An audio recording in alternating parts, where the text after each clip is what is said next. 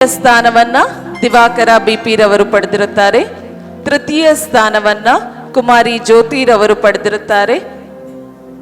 ಕುಮಾರಿ ಜ್ಯೋತಿ ಎಲ್ಲಿದ್ರು ವೇದಿಕೆಗೆ ಆಗಮಿಸಬೇಕಾಗಿ ವಿನಂತಿಸಿಕೊಳ್ತಾ ಇದ್ದೇನೆ. ಸ್ನಾತಕೋತ್ತರ ವಿಭಾಗದಲ್ಲಿ ಕನ್ನಡ ಬರಹ ಪೋಟಿ ಸ್ಪರ್ಧೆಯಲ್ಲಿ 3ನೇ ಸ್ಥಾನವನ್ನ ಕುಮಾರಿ ಜ್ಯೋತಿ ರವರು ಪಡೆದಿರುತ್ತಾರೆ. ಅದೇ ರೀತಿ ಸ್ನಾತಕ ವಿಭಾಗದಲ್ಲಿ 1ನೇ ಸ್ಥಾನವನ್ನ ರಾಘವೇಂದ್ರ BS ರವರು AMB 2194. ಸ್ನಾತಕ ವಿಭಾಗದಲ್ಲಿ ರಾಘವೇಂದ್ರ BS ರವರು 1ನೇ ಸ್ಥಾನವನ್ನ ಗಳಿಸಿರುತ್ತಾರೆ.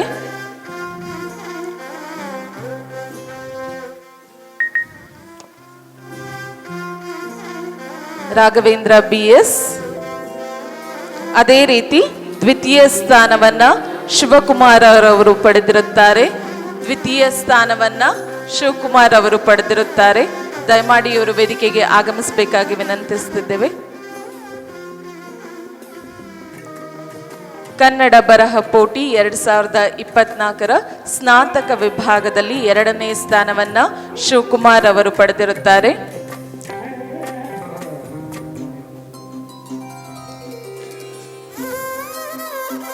ಅದೇ ರೀತಿ 3ನೇ ಸ್ಥಾನವನ್ನ ನಯನ YN ರವರು ಪಡೆದಿರುತ್ತಾರೆ. 3ನೇ ಸ್ಥಾನವನ್ನ ನಯನ YN ರವರು ಪಡೆದಿರುತ್ತಾರೆ. ದಯಮಾಡಿ ಇವರು ಕೂಡ ವೇದಿಕೆಗೆ ಆಗಮಿಸಬೇಕಾಗಿ ವಿನಂತಿಸ್ತಾ ಇದ್ದೇನೆ.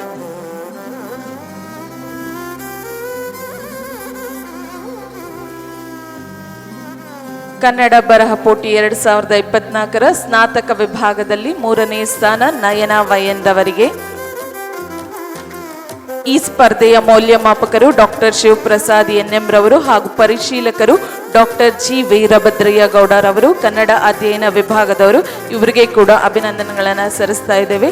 ಅದೇ ರೀತಿ ಬಹುಮಾನ ಪಡೆದ ಎಲ್ಲ ವಿದ್ಯಾರ್ಥಿಗಳಿಗೆ ಅಭಿನಂದನೆಗಳು ಹಾಗೂ ಬಹುಮಾನ ವಿತರಣೆ ಮಾಡಿದ ಎಲ್ಲ ಗಣ್ಯರಿಗೆ ಧನ್ಯವಾದಗಳನ್ನು ಅರ್ಪಿಸ್ತಾ ಇದ್ದೇವೆ.